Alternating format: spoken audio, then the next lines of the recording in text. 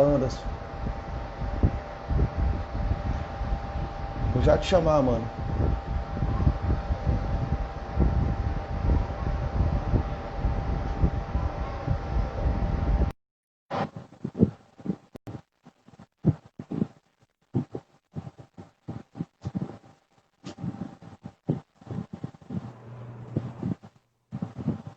Fala, Anderson, tudo tranquilo, filho? Salve, salve, Alan, tranquilaço? Tranquilo. Só aguardando essa galera chegar aí com a gente nessa live. Estamos Tá começando na hora tranquilo, certa, né? favorável. 8 horas em ponto. É, verdade. Essa correria, E aí me cara. conta, tu tá morando pro Amapá agora, é? Eu vim trabalhar pra cá, né? Então, a ideia era Legal, legal. passar a semana trabalhando aqui, final de semana voltava pra casa, mas com a pandemia acabei ficando castelado aqui. É verdade, complicado. Fica difícil. Enquanto essa galera vai É, entrando aí, tu vai me falando, tá ok o áudio pra ti? O áudio, tá, pra mim tá de boas. tá tranquilo, né? Perfeito. Tranquilo. Aí deixa eu te adiantar. Aqui a proposta dessa live, Anderson, ela é atender um projeto que procura conversar com todas as pessoas da sociedade, de todas as áreas do Sim, conhecimento, artistas, enfim, todo mundo que faz parte da nossa sociedade. Eu estou procurando reunir aqui para a gente criar uma espécie de acervo, né? Fica aqui tudo sim, salvo sim. e todo mundo vai poder vir consultar depois, vai ficar aí, teu nome vai ficar salvo. Enfim, eu sou bibliotecário, né? Então tenho que fazer alguma Com contribuição, né? certeza, né? E de certa forma, esse período de pandemia tem acelerado o tempo já. Da mesma forma que a gente tem que ficar em casa, Uhum. evitar estar se aglomerando, dentre outras coisas. Mas um dos fatores positivos, se é que a gente pode assim dizer, né, de todo esse momento é que a gente pode estar explorando outras áreas, né, dentro e Sim, fora do nosso nicho profissional. Isso que é bacana, né? exatamente. Por exemplo, eu tenho tido a oportunidade de fazer capacitações em outros estados que, se não tivesse tido pandemia, seriam de forma presencial e eu nunca teria Não condições, teria condições. Verdade. porque custo de passagem, aí tem Uhum. o custo da inscrição para fazer, né? Sim. Até mesmo as gratuitas, né? Tem a passagem Tem a passagem, para né? poder fazer participar. E de uma forma ou de outra, ela acelerou os tempos nessa perspectiva, né? Fez com que as pessoas começassem a utilizar mais o meio virtual Uhum. para estudar, utilizar mais o meio Sim. virtual para interagir, né? Então, eu avalio que esse é um dos fatores positivos, até mesmo para a gente da psicologia. Para teres Uhum. uma ideia, desde 2018 a gente tem regulamentado o atendimento online, né? Mas ainda Então, não o havia sido salto que colocado em teve, prática, mais ou menos assim. não, Ou já tinha, né? já Tipo, tinha. desde quando foi implementado, alguns profissionais já vinham fazendo o uso do atendimento online, mas com a pandemia aumentou e muito esse tipo de Uhum. atendimento, né? Sim. Então, assim, nos leva a usar, nos leva a abraçar outros meios que antes a gente não abraçaria, né? O próprio conselho de psicologia deu uma flexibilizada, Uhum. porque para tu fazer o atendimento online, tu tem que fazer um cadastro no site, aí esperar a aprovação. É.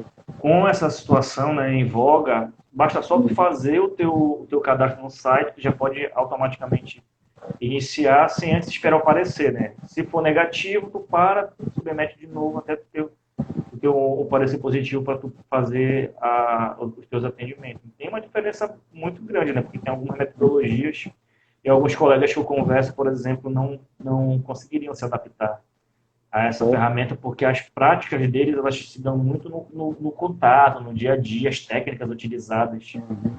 elas têm muito a ver também com essa questão de tu estar tete a tete, de tu ter, entre aspas, um controle sobre o ambiente, principalmente com criança, né? Como é que eu vou saber Ah. que eu estou atendendo uma criança e o pai não está lá?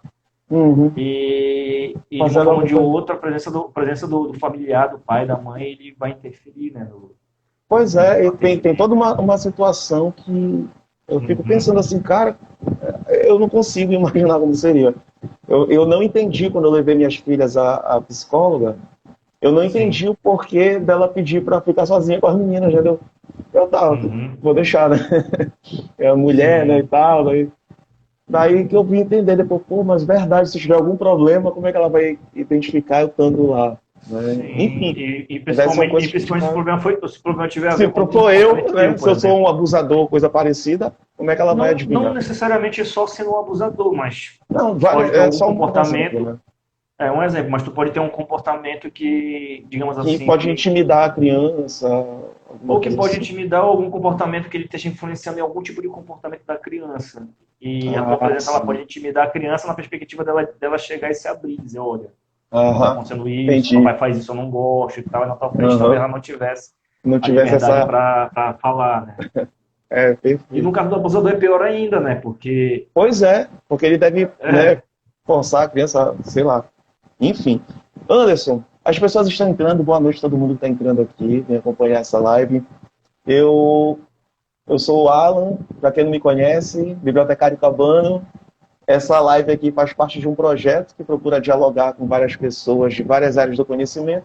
E hoje, meu convidado, Anderson Castro, camarada aí, psicólogo, vai falar para a gente sobre o ECA. 30 anos, né, Anderson, tá completando. E tem uma coisa que eu faço com todo mundo que vem aqui comigo, todos os convidados, eu costumo fazer uma pergunta antes da gente entrar no tema da live. Qual é a pergunta? isso, perfeito. Eu gosto de saber das pessoas, assim, eu gosto de perguntar, na verdade, ou peço para contar uma história do contato com a leitura, alguma história que te marcou. Geralmente o primeiro contato com a leitura, o que te proporcionou, o que te levou a ter aqueles contatos, né, com a leitura Uhum. e te transformaram na pessoa que você é hoje.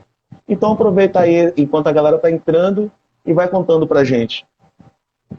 Mas tu fala com relação ao tema da live ou a Não, leitura não, de a uma forma primeira geral? leitura mesmo, pode ser lá da infância, que é o teu primeiro livro que tu Cara, gostou. assim de supetão, tu me falando em leitura, Eu assim, gosto eu tinha um assim. problema muito grande na época da escola.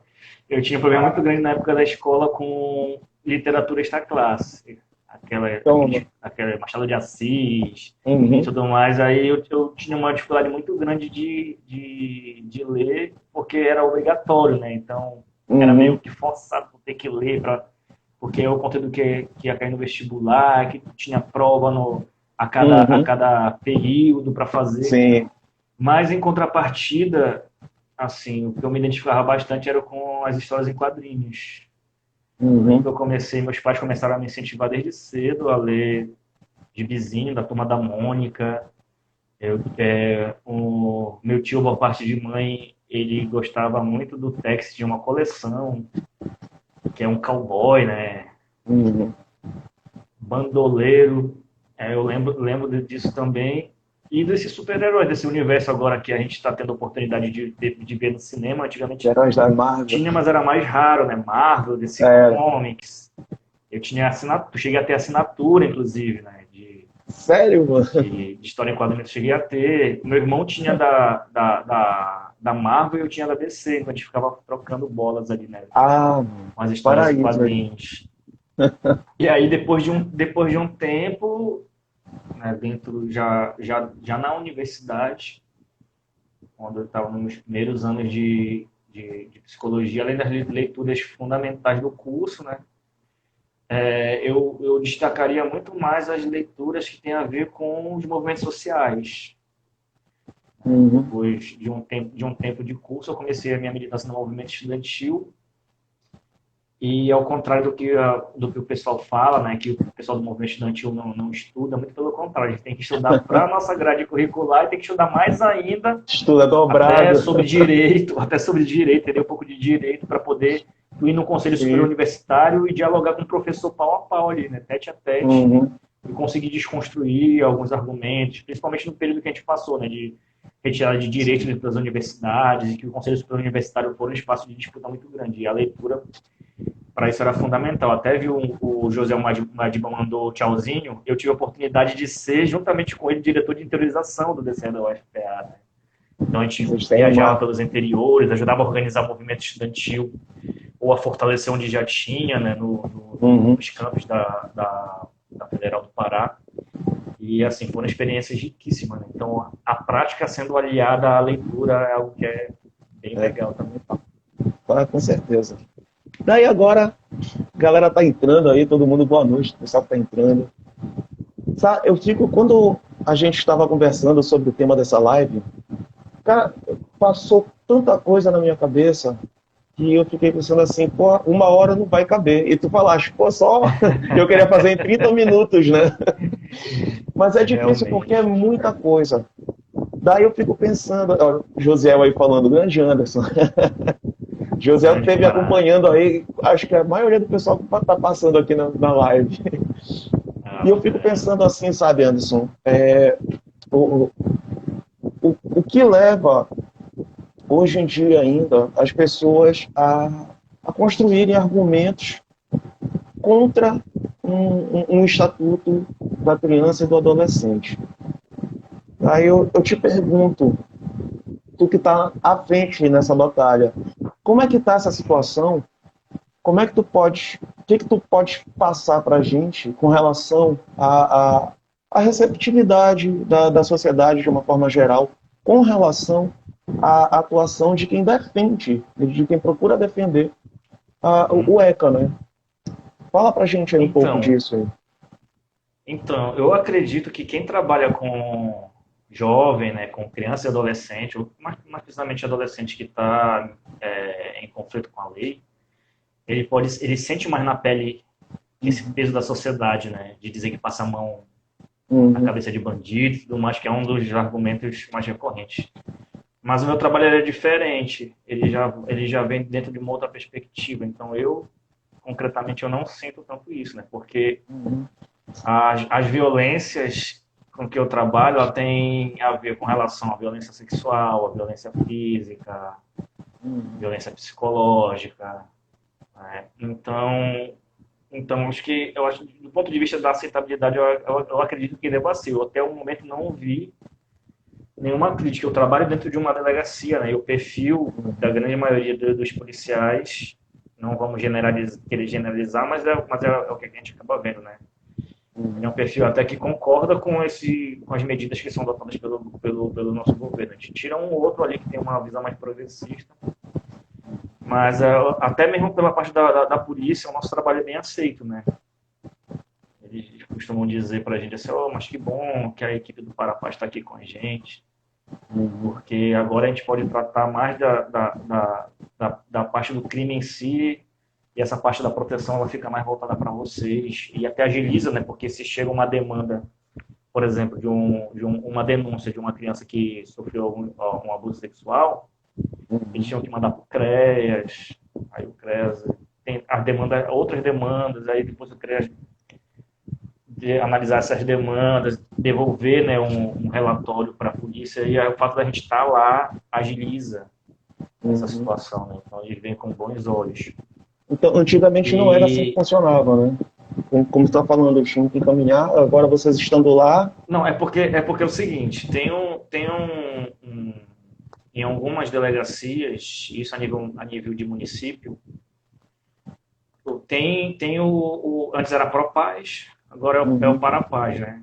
Tem delegacia, por exemplo, em Belém, que ele é muito mais amplo, tem delegacia especializada da mulher, tem delegacia especializada da criança e do adolescente. Em Vigia, a gente só tem uma delegacia. Uhum. E essa delegacia, né, como está na minha apresentação, ela vai funcionar como delegacia especializada para atendimento de criança e adolescente, vai funcionar como delegacia especializada para atendimento de mulheres e também e o que é mais recorrente para a gente, né? Trabalhar a questão da mediação de conflitos. Eu lembro que o meu primeiro atendimento foi um caso que a mulher chegou lá assim, pé da vida, porque a vizinha dela tinha jogado cocô na frente da casa dela. E aí chama as partes, tenta mediar, né? Porque mostra pra gente que dentro das comunidades, dentro dos bairros de uma forma geral, muitas das vezes as pessoas não conseguem lidar com seus conflitos e elas têm ali a autoridade policial vista pela delegacia como um espaço para estar trabalhando isso, né? Então a gente acaba tendo que Sim. lidar com essas três demandas. Só que a demanda aqui, vamos dizer assim, que de 80% a 90% das demandas que a gente tem é caso de mediação de conflito. E as outras Fica demandas, nessa elas vivem mediação. Isso, ela é subdividida entre o atendimento especializado para criança e mulheres, e em alguns casos também aparece alguma demanda de idoso também, que a gente acolhe a demanda. Vai acolhendo, daí entendi.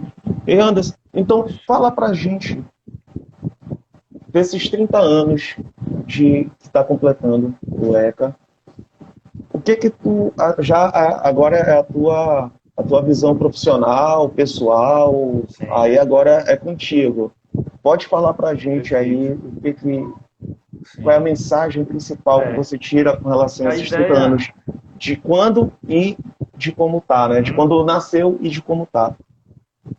perfeito. E a ideia desse nosso bate-papo aqui é apresentar também, fazer um apanhado histórico, Uhum. a gente fazer um resgate histórico do avanço que foi a implementação do Estatuto da Criança e do Adolescente. Eu não vou me delongar muito antes do ECA, porque senão a gente vai perder muito tempo aqui Vai gastar um e a tempão. live 1 hora encerra, né? Isso E a ela vai live com 1 hora cair. encerra, ainda tem isso, não tem nem chororô, ainda tem essa questão. Mas eu acho que é importante a gente entender que a forma como a gente enxerga a criança e o adolescente hoje, ela passou por uma transformação muito grande no decorrer dos tempos. Para vocês terem uma ideia, na Idade Média, a criança deixava de ser criança a partir do desmame. Então, quando a criança já parava de amamentar no seio da sua mãe, ela por volta dos 6 ou 7 anos, ela já entrava para a fase adulta, né? Então acompanhava, por exemplo, os meninos acompanhavam seus pais nos trabalhos, na vida noturna, e as meninas vinham acompanhavam suas mães nos afazeres do lar. Uhum. Então a gente vê que existia uma diferença, né? Porque não via a criança ali e nem o adolescente como pessoas que estão em estágio de desenvolvimento diferenciado de um adulto e que precisam ter uma atenção diferenciada. Tu via como iguais, né? Um termo que é muito utilizado nos materiais que a gente encontra é que a criança ela é vista como um mini adulto, para ter a ideia, né, de como era essa concepção. E avançando um pouco mais para cá, né, já para um pouco antes da implementação do ECA, mais precisamente no período da ditadura militar, que quando foi estabelecido a criação de um código de menores, que dizia naquela época que a perspectiva era do cuidado das nossas crianças e dos nossos adolescentes, mas na verdade a perspectiva era muito mais da punição, né? Quem aí nunca ouviu falar na FEBEM? Uhum. Então a FEBEM era um espaço que ela agregava tanto aqueles adolescentes que cometeram algum ato infracional, mas também já era um espaço que agregava aquela criançada que não tinha para onde ir, né? Estava em situação de rua, que eram abandonados e por aí vai. E aí a gente percebe, né, que até mesmo durante o período da ditadura militar houveram uma efervescência de movimentação. Por mais que os movimentos sociais eles fossem muito perseguidos, várias lideranças perderam a vida nesse período, mas foi também um momento de reorganização de resistência, né?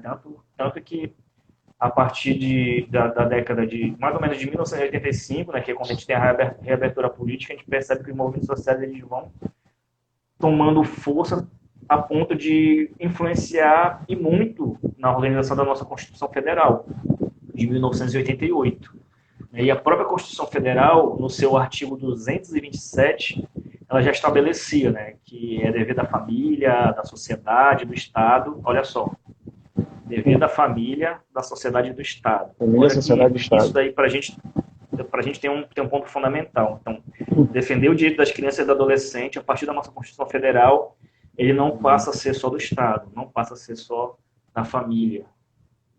A família tem sua cota de responsabilidade, o Estado tem sua cota de responsabilidade e a sociedade também tem sua cota de responsabilidade. Significa dizer que independente de tu, Alan, e da galera que está aí assistindo a live, trabalhar ou não em defesa do direito das crianças e adolescentes, mas é um dever de todo mundo. Garantir que esses direitos sejam efetivados. Isso para a gente é importante, né? Essa mudança não só da concepção do que vem a ser, né, a criança e adolescente, mas entendendo a criança e adolescente como um sujeito que também precisa ter essa autonomia e, a partir dessa autonomia, ter seus direitos garantidos. E aí avança, né, esse artigo 227, ele avança dizendo que esses três entes, né, a família, a sociedade e o Estado, tem que assegurar a criança e adolescente de forma prioritária o direito à vida, à saúde, à alimentação, à educação, ao lazer, à profissionalização, à cultura, à dignidade, o respeito, à liberdade, à convivência familiar e comunitária. Né? E, para além disso, colocá-los, né, crianças e adolescentes, salvo de toda e qualquer forma de discriminação e negligência. Então, a Constituição ela já vinha, no seu artigo 227, prevendo, né, o que seriam os direitos da criança e do adolescente, porém, ela precisa ter uma legislação específica para isso. 2 anos depois, foi sancionada a lei, né, número 8.069, no dia 13 de julho de 1990, que veio para regulamentar esse artigo 227, visando garantir, né, a proteção integral a crianças e adolescentes. Certo? E aí, se a gente pegar a lei, fiz uma colinha aqui para ajudar com as datas, com esses números que eu me perco. Se a gente não tiver um guia, a gente pode se perder. E aqui tá a lei, né? Falei a lei, ela regulamenta o artigo e tal. Aí ela vem falar no artigo 7, o artigo 7 ele vai todo falar sobre o direito à vida e à saúde.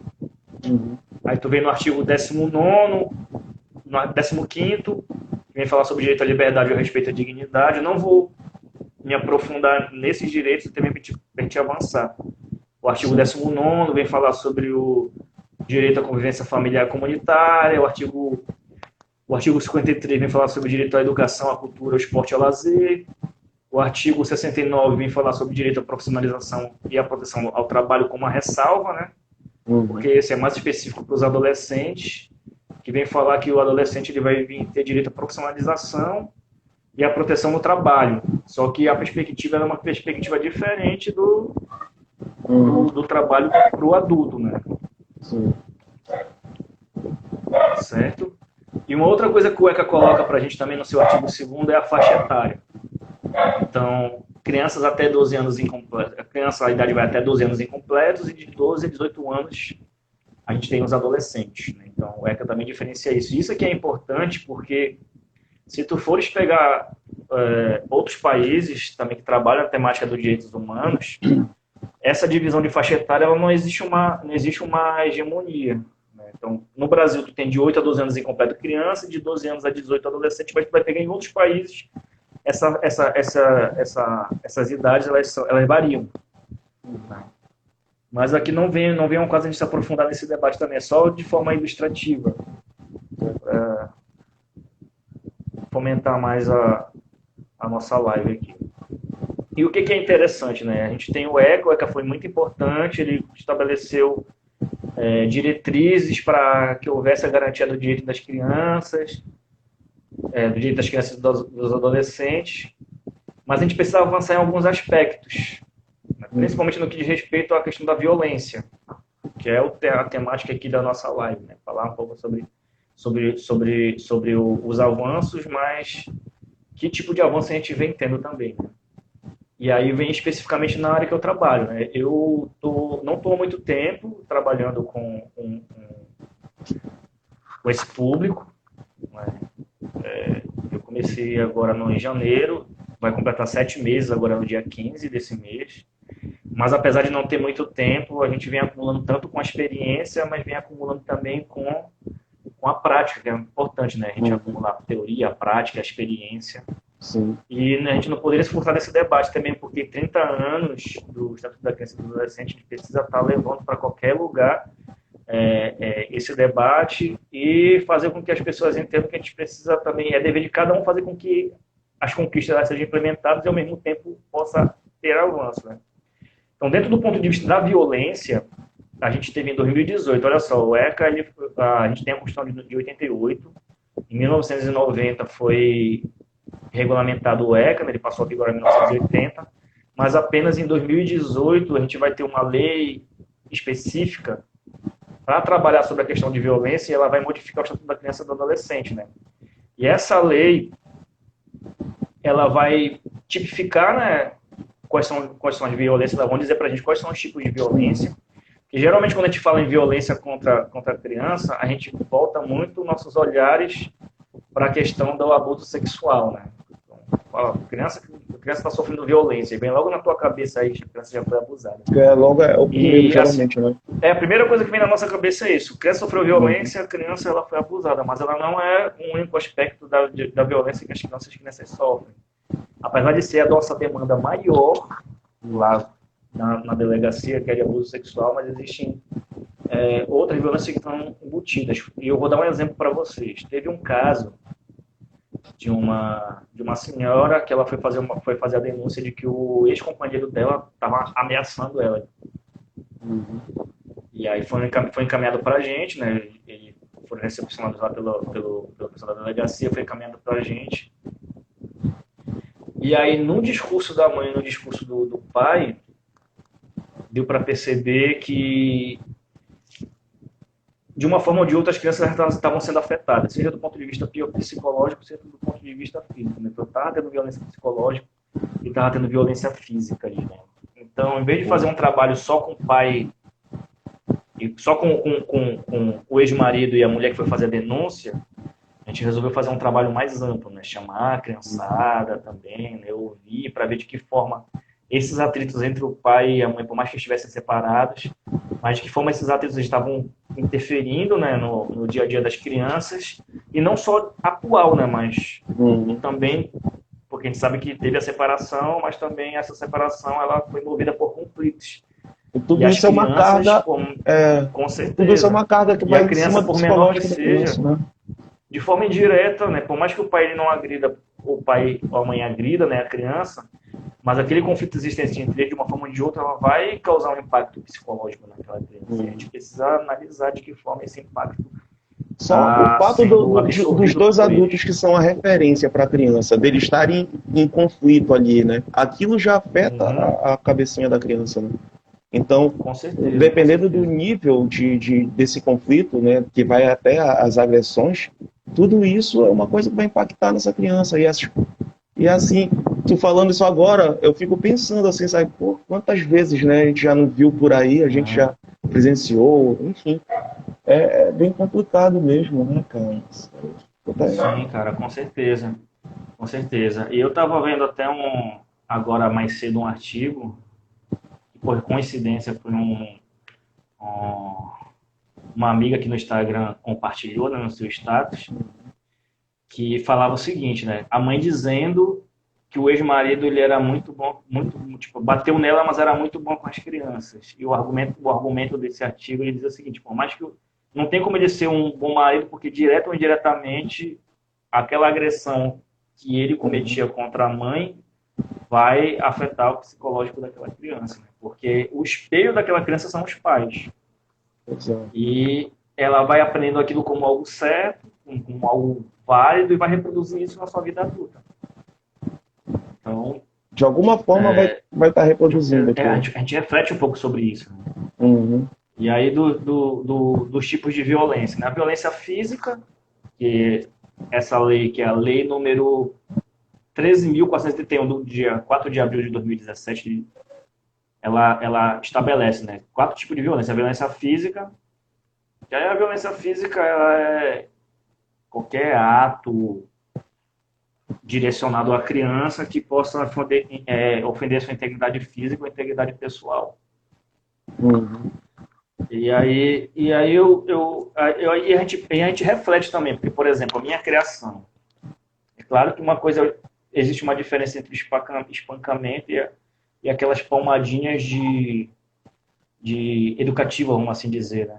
E até bem questionado hoje pelos modelos pedagógicos que tipo de educação a gente está dando para os nossos filhos e se a nossa educação ela só perpassa pelo lado punitivo e onde é que fica o lado educativo, né? E nas conversas que a gente tem também com os pais e com as crianças, é de tentar rever a forma como vai fazer com que a criança reflita sobre os seus erros, se a melhor forma realmente ela é a palmada, que muitas vezes começa com uma palmada e evolui para um espancamento. E a minha criação, ela foi, assim, muito traumática também por isso. Não sei se a tua foi Acho assim que toda a também. nossa, né? Chinelada, cipó, cipuadas. Aquela vassoura já sair Sim. básica, né? E hoje em dia já se discute, né, um modelo alternativo a isso, né? Como é que a gente pode fazer com que a criança ela reflita sobre o seu comportamento, que foi um comportamento equivocado, que não perpasse pela punição, né? Então é uma Uhum. reflexão que a gente precisa fazer, e a gente tenta fazer também essa reflexão com as pessoas e as famílias que a gente atende, né? Uhum. Aí tu tem a violência psicológica também, que a violência psicológica ela é uma violência, assim, uma violência bem sutil. Então, às vezes tu pensa que tu tá dizendo assim, isso é uma brincadeira. Ah, Uhum. não, tô só tirando uma Uhum. onda ali, mas o Que- impacto que essa brincadeira ela vai Pois ter é. Porque, na pode verdade, ser parece que assim, tudo interfere na questão psicológica, né? Todas essas sim. violências, elas vão acabar refletindo na questão psicológica. E é nesse ponto que a gente precisa ter aquele cuidado. O que tu falaste com Sim. relação à diferença da palmada para o espancamento é muito tênue, né? No final das contas, porque vai que o pai ou a mãe ou o responsável esteja num período, um momento ruim da vida, está estressado e acaba Uhum. descontando aquilo na criança, né? Como a gente já vê, às vezes, casos Com aparecendo certeza. na mídia. Então, isso acontece com muita frequência. E até o Alan Pojo comentou aqui, a omissão jamais deixará de ser uma forma de contribuir para o quadro de violência. Então, a gente às vezes observa essas coisas, mas, por exemplo, a gente que já teve uma criação assim de ser comum, né, Uhum. apanhar e tal dos pais, e às vezes a gente acaba achando aquilo normal, mas de repente não é uma coisa normal, né? Às vezes precisa de uma Sim. intervenção, sim. É mais ou menos nesse caso, nessa linha que tu estás falando, né? Sim, sim, sim. E essa questão da omissão também, ela é algo que a gente precisa refletir, né? Porque muitas das vezes a gente se omite porque a gente diz assim, não, não tem nada a ver. É, ainda tem É isso, aquela né? família lá, é a forma que aquela família cria, eu não tenho Uhum. nada a ver, não vou meter o meu bedelho ali, mas é uma Sim. responsabilidade não só Mas daquela é nossa família, né? É uma também, né? responsabilidade da sociedade como um todo, como a gente falou logo no começo da live, né? Uhum. E aí a violência psicológica, o bullying, por exemplo, o bullying é um tipo de violência psicológica. Uhum. Geralmente é praticado na escola, né?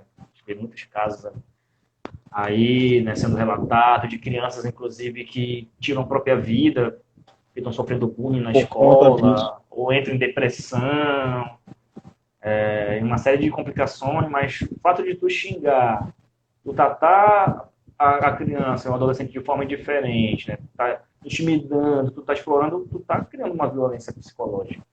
E Uhum. isso não só, digamos assim, de uma faixa etária igual ou parecida, mas também na relação dos adultos com esse público, né? Tem essa situação também, né? Então, o bullying, o xingamento, ele é um tipo de violência psicológica, todos esses fatores que eu coloquei. Outro fator de violência psicológica é a alienação parental, que é quando uma das partes, né, ou é o pai, ou é a mãe, às vezes é um avô ou uma avó, ele começa a depreciar a outra parte. A Depreciar avó a chega outra assim, parte, menino, né? aquele teu filho, aquele teu pai não presta. Ou chega Uhum. assim, não, mas aquela tua mãe não vale nada e tudo mais. Isso daí E é muitas uma das vezes das a criança piores. absorve aquilo como uma verdade. E É, acaba negativando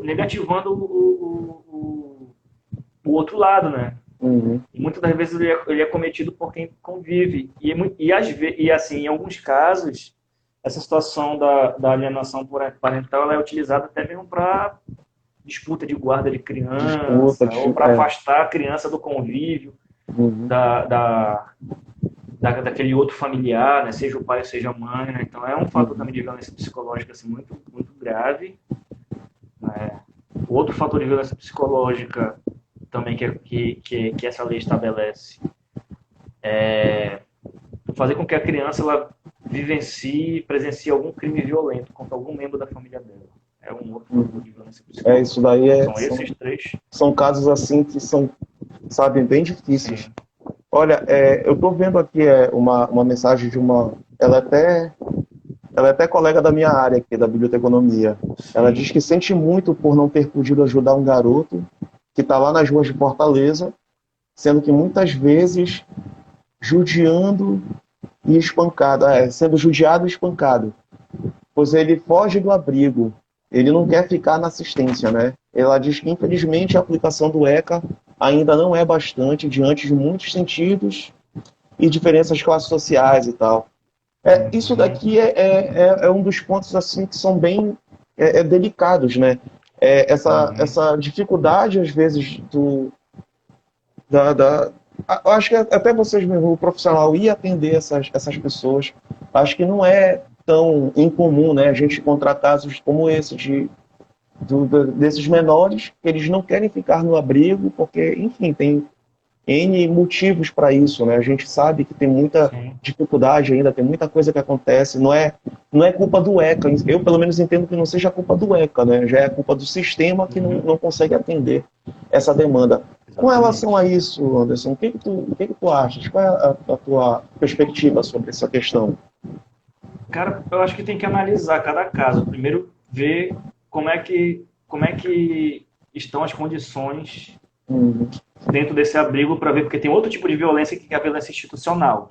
Uhum. Né? Então, será que esse abrigo ele não está praticando uma violência institucional? Será que ele está sendo acolhedor para aquela criança? Eu acho que se Os fosse acolhedor, profissionais ele que não trabalham nesse fugiria, né? abrigo, os profissionais que estão nesse abrigo, talvez não, porque assim, nada substitui a tua família.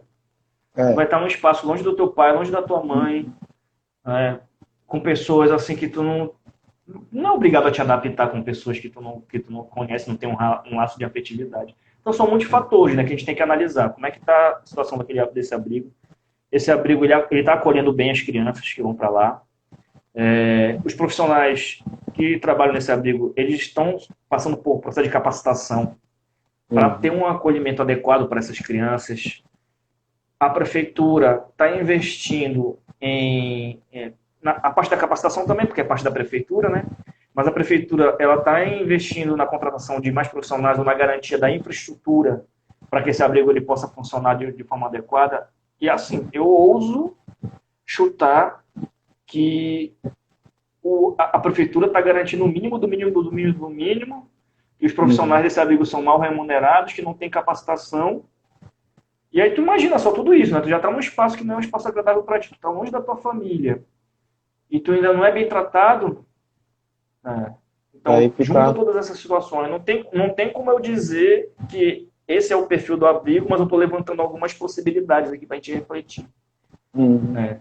Dentro dessas condições. E aí eu faço uma sugestão aqui para a colega dela procurar o conselho tutelar também, né? Sim, Procurar né? o conselho tutelar ou até mesmo oferecer uma denúncia ao Ministério Público, para que o Ministério Público ele possa estar investigando as situações desse espaço para ver se ele tem essas condições mínimas. É o tipo de Porque serviço tem que está isso, sendo né? ofertado. A gente cidadão precisa acionar o Ministério Público, porque a partir da denúncia é que o Ministério Público vai agir, né?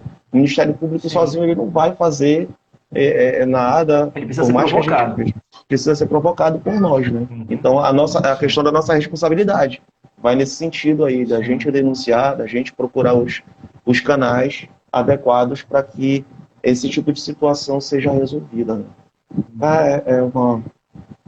Ela falou que chamou o conselho, agradeceu aqui. Eu fico pensando, sabe, Mas eu quero que ela enfrentar dê um essa... feedback para a gente. Assim, ela falou com o conselho, Sim, teve um retorno positivo ou não resolveu a situação. Né? Uhum. Porque, às vezes a gente fala com o conselho não consegue dar uma resolutividade para aquela situação, a gente fica frustrado, né? Sem saber para onde correr também. Às vezes a gente até entende, porque assim, a gente tem que entender também a nossa sociedade, né? A maioria das pessoas, eu vou falar de um modo geral, mas a gente sabe que não é todo mundo, mas o que a gente vê, muita gente reverberando por aí, falando contra, diz, tem que acabar com ECA, isso, aquilo, outro. Mas a maioria das pessoas que falam isso não conhece, não sabe o que é o ECA, né? Exatamente. Mas assim, se tu fores perceber, geralmente essas pessoas que falam que querem acabar com ECA são aquelas pessoas que são a favor da redução da idade penal. Também pelo menos no meu nicho, assim, do que eu observo, na minha bolha, assim, das redes sociais, do que eu observo. As pessoas que levantam esse discurso é porque elas acham que o ECA ele veio para passar a mão na cabeça daquele adolescente que cometeu um ato infracional. Então essa é uma questão. E como tu falaste, né, a pessoa não leu o ECA. Ela está pegando um detalhe, que é um detalhe importante também, porque tu precisa entender a fase do desenvolvimento daquele adolescente, que as medidas socioeducativas elas vêm justamente para garantir, ou deveriam vir, que aí entra a questão, né? Ela vem ou ela deveria vir para garantir com que aquele adolescente ele pudesse ter uma perspectiva de vida diferente daquela, porque vamos refletir. Desculpa, Anderson, eu tô rindo aqui porque ela tá falando do nosso sotaque. É aquela de Fortaleza. Espero que ela esteja achando bonito. Bom, dizendo ela que tá bonito, né? Que bom. Obrigado. Eu morei uns 3 anos em Natal também. A galera falava que parecia uma panela de pressão, que chiava. Todo mundo gosta, pelo menos, do chiado paraense. Mas aí, continuando, desculpa te cortar. Assim. E aí a gente observa que é o perfil dessas pessoas, mas a gente precisa entender, né, que o ECA ele trouxe um avanço significativo que refere a gente, primeiro, ter um olhar diferenciado para entender... Deu uma cortada aqui. Que elas têm... Cortou? Voltou? Cortou. Na hora que você foi começar a falar, congelou, daí já voltou, você já tinha iniciado a ideia. Sim.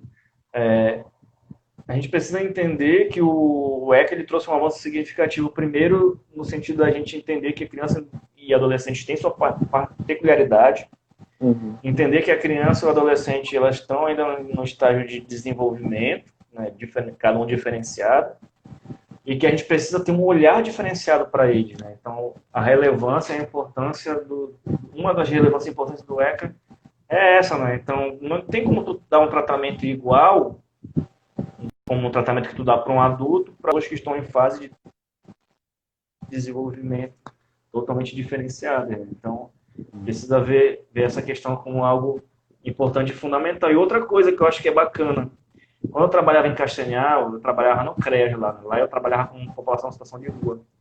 Mas, vira e mexe, eu acompanhava o trabalho dos outros colegas, em especial a galera do CRAS.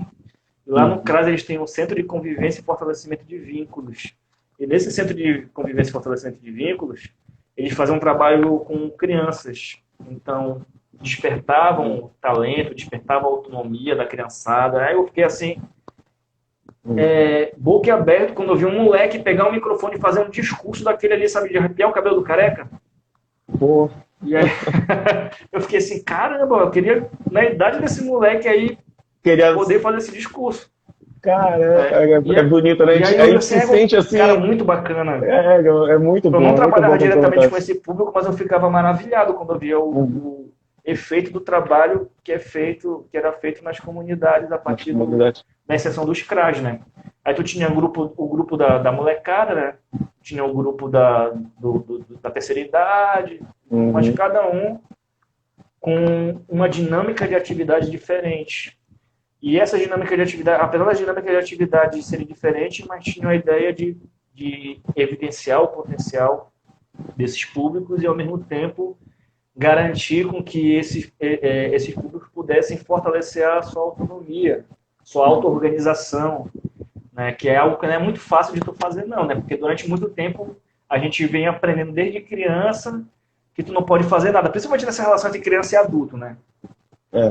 Papai e mamãe falou, criança tem que calar a boca e não pode falar, não pode dar um pio.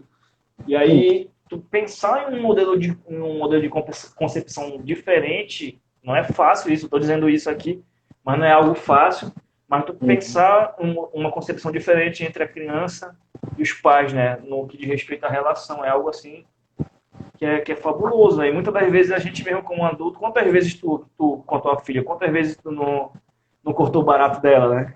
Ela querer fazer uma coisa e assim, aí aquela ideia, a ideia da proteção, né? Não vai fazer isso porque tu já passou por aquela experiência e tu sabe que se ela for fazer aquilo, vai acontecer o que aconteceu contigo, né? Ela vai se dar mal, tu não dá nem oportunidade dela ter a própria experiência. A minha filha mais velha já entende isso. A mais novinha que ainda fica, mas por quê? Toda vez ela pergunta, eu falo, não, vai acontecer isso, isso, isso e isso. Eu vou explicando para ela, né? Sim. Mas a criança é bom barato. Não? E assim, é interessante, né, a gente pensar essa questão da autonomia. Então, já falei da violência institucional, Uhum, de alguns tipos de violência institucional, já falei da física, da psicológica, e outro tipo de violência que é abordada aqui na lei, né, que ela tipifica, é a violência sexual. uhum, Na violência sexual, ele vai trabalhar três aspectos dela. Um é o abuso, uhum. né? O outro é a exploração sexual, comercial, e o outro é o tráfico de pessoas. Então, cada um tem uma especificidade. E o tráfico de pessoas ele pode ter ou não o viés sexual. Né? Então, tem crianças e adolescentes que são traficadas para alimentar esse comércio da prostituição. Né? Na verdade, do abuso, né? Do abuso de criança e adolescente. Tem crianças que são traficadas, por exemplo, para alimentar aquele mercado da venda de bebês, de crianças, por aí vai.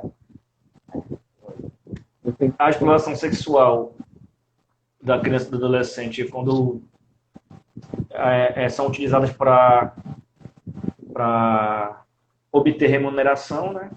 E aí tem um dado interessante, né? Porque se tu menor de 18 anos, tem uma parte no código, na nossa legislação, que diz o seguinte, que, por exemplo, uma adolescente entre 16 e 18 anos, se ele tiver uma relação com um adulto e for consentida, tu não vai considerar isso como estupro. De 16 para baixo vai ser considerado porque aquele adolescente ou aquela criança não tem ainda o discernimento, né, de dizer o que é ou o que não é consentir.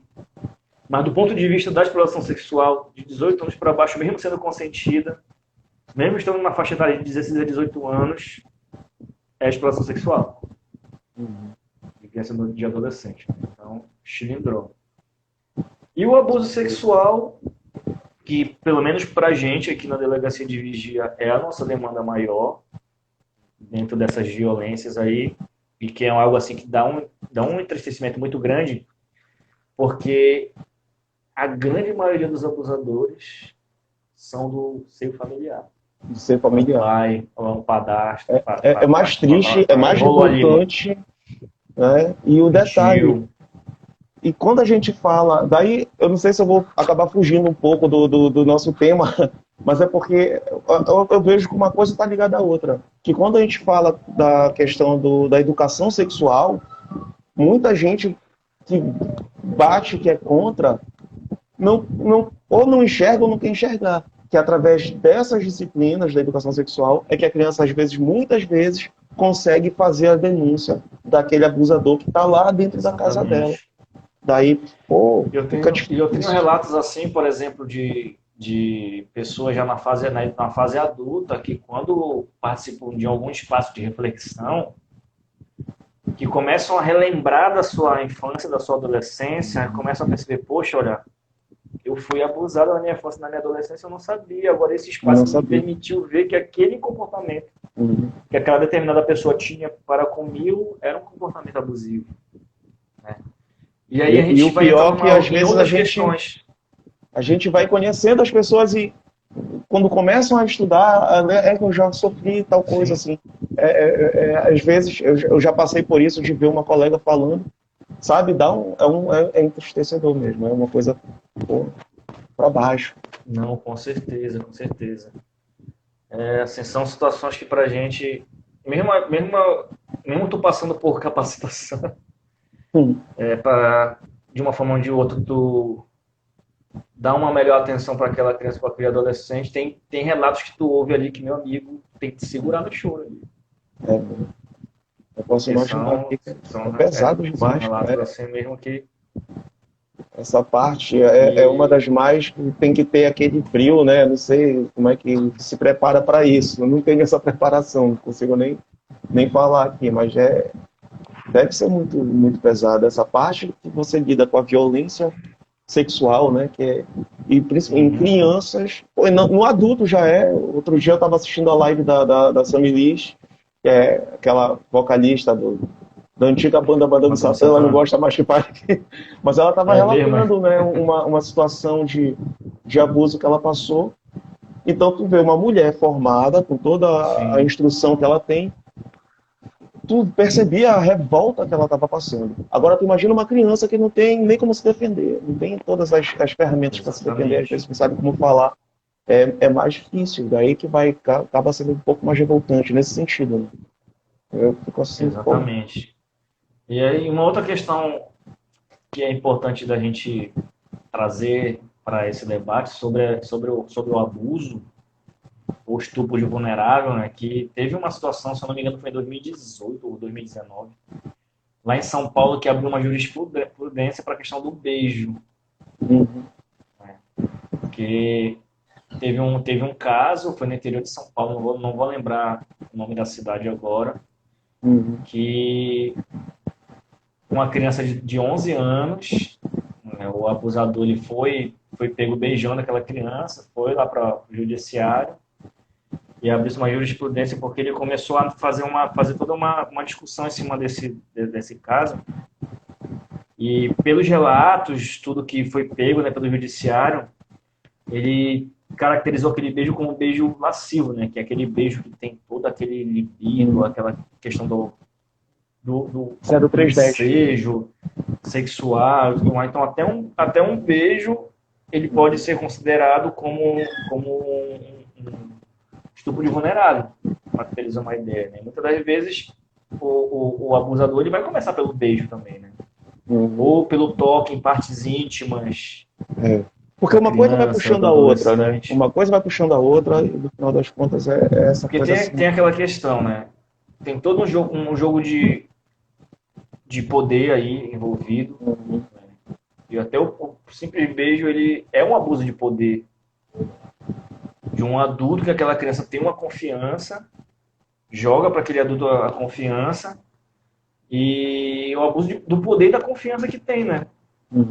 Eu nunca peguei casos desse tipo, mas lendo a literatura, a gente percebe que em algumas situações a criança ou o adolescente ele não percebe que ele está passando por um processo de abuso, ele romantiza aquela situação com aquela pessoa adulta.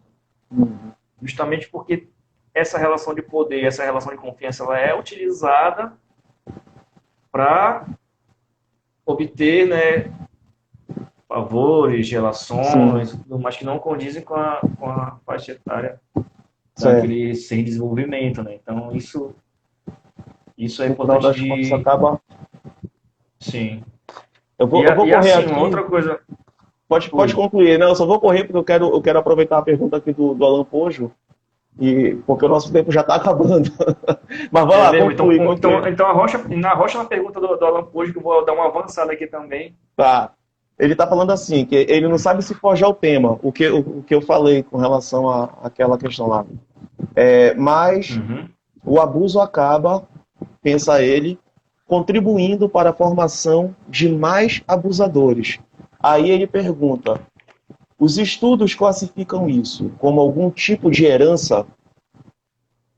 Deu para entender essa? Cara, eu não vou categorizar como uma herança, mas pode acontecer de uma pessoa que foi abusada na sua infância ou na sua adolescência reproduzir esse comportamento, ou ele vai reproduzir o comportamento abusando de outras crianças e adolescentes, ou ele vai ter um relacionamento abusivo. Então, tem vários relatos na literatura que colocam isso, né? Tu vai ver uma pessoa que tem um relacionamento abusivo, agressivo com a sua namorada, tu vai pegar o histórico de vida da pessoa, ela passou por abuso na infância, na adolescência, mas não é uma regra. Tu chegar e colocar assim, toda criança e adolescente que sofrer abuso, ela vai ser um abusador. Não é uma regra, porque existe uma coisa que a gente trabalha na psicologia, que é a subjetividade. E a tua subjetividade, ela é forjada a partir da tua relação com o meio. Não sei se você já entraram em contato com aquele teorema o mito da caverna? Eu vou confundir agora as bolas. Mas aquela história dos irmãos gêmeos que estavam dentro de uma caverna, eles estavam de frente para uma parede que ela era totalmente igual. Mas a forma como cada um dos irmãos interagia com aquele meio era diferente. Então, a personalidade de um ela é diferente do outro, porque a percepção que eles têm no meio ela é diferenciada. Então, não dá para eu dizer que vai ser igual, mas há uma tendência para isso, né? Para que a pessoa se torne abusadora. E aí vai depender de uma série de fatores, né? Da forma como ela absorve, do acompanhamento que ela tem de profissional, psicólogo em especial, né? Para isso, para trabalhar essas questões da violência que ela teve. Então, assim, tu falou que essa questão da educação sexual não tem nada a ver, mas tem tudo a ver, cara. Tem tudo a ver, faz Sentido sentido dentro tem tudo dessa. a ver, faz sentido, né? E aí, avançando, porque a gente fala em rede de proteção e rede de responsabilização. O que é a rede de proteção? São aqueles entes do serviço público que tem que garantir a proteção integral das crianças e dos adolescentes. Tu vai ter, no caso, eu tô ali no meio, né? Como eu tô na delegacia, eu tô ali entre a rede de proteção e a rede de responsabilização. Aí tu vai ter ali na rede de proteção, tu vai ter os serviços da assistência social, tu vai ter um CRAS, tu vai ter um CREAS, tu vai ter os serviços de institucionalização, os abrigos e por aí vai. A saúde, ela faz parte da rede de proteção, e a saúde ela é importantíssima também, porque tu imagina uma mãe que leva uma criança e a criança está com algum tipo de dilatação, no ânus, uma dilatação na vagina, isso. por exemplo. E até as agressões também, aquele né? profissional da saúde, e aí o que acontece? Muitas das vezes aquele profissional da saúde, ele precisa ser capacitado também, para ele saber o que ele tem que fazer naquela situação, quem é que ele tem que notificar dentro daquela situação para garantir essa proteção integral da criança e do adolescente. E um outro ente que para mim ele é fundamental, cara, é a escola, bicho. Fundamental. A escola para mim é um ente fundamental. Sabe por quê? Sabe por que para mim a escola é um ente fundamental? Nossa live vai cair. A criança, depois do seu convívio comunitário, a escola vai ser o espaço onde ela vai conviver mais. E o vínculo que ele é estabelecido com os coleguinhas, com os professores, com o pessoal que trabalha na escola, né? E muitas das vezes ele é um vínculo que é até diferente do que ele estabelece dentro de casa, família ali, né? dentro da perspectiva de ter alguém que confie para conversar, para ter uma ideia. Então, a rede de ensino, desde o servente, a tia da cantina, o professor, a direção da escola, tem que ser capacitado também para entender, porque tem um termo que a gente fala que é a revelação espontânea. O que aquela criança contar para quem ela tem confiança vai ser diferente do que ela vai contar para um profissional. Não vai ter o mesmo elemento. Por mais que tu trabalhe o rapport que a gente fala, né? Por mais que tu trabalhe o fortalecimento do vínculo com aquela criança, não vai ser a mesma coisa. A forma como ela vai relatar. E tem também a questão da memória, né? Acho que pode se perder na memória e por aí vai. Então é importantíssimo. A escola, para mim, é um dos espaços fundamentais para garantir isso. Que tem uma outra questão, né? Que com a criação dessa lei e do decreto que regulamenta essa lei, que é o decreto 9.603, de dezembro de 2018, ele estabelece também a escuta especializada e o depoimento especial. Eu não vou me aprofundar nisso porque o nosso tempo já está acabando.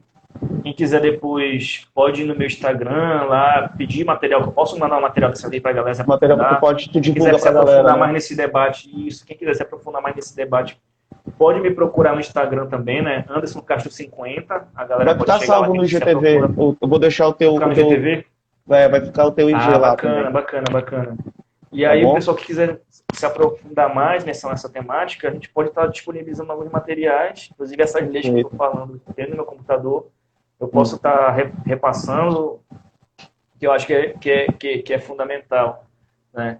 E aí essa questão, né, porque eu trabalho com a escuta especializada, e tem uma briga assim, com relação à escuta especializada e depoimento especial, porque, primeiro, essa lei número 13.000, deixa eu voltar aqui para pegar o número da lei, a lei 13.869? Passei, peraí. Isso. 27 segundos, agora apareceu aqui. 27 segundos. Eita, caramba, fiquei nervoso agora. Então, essa lei ela não foi discutida com o Conselho de Psicologia nem de Ciência Social. Então, tem querendo ou não, que são alguns dos entes que estão na linha de frente da proteção das crianças e do adolescente, e o pessoal do direito não discutiu. Então, tem vários elementos que precisam ser aprofundados nessa lei.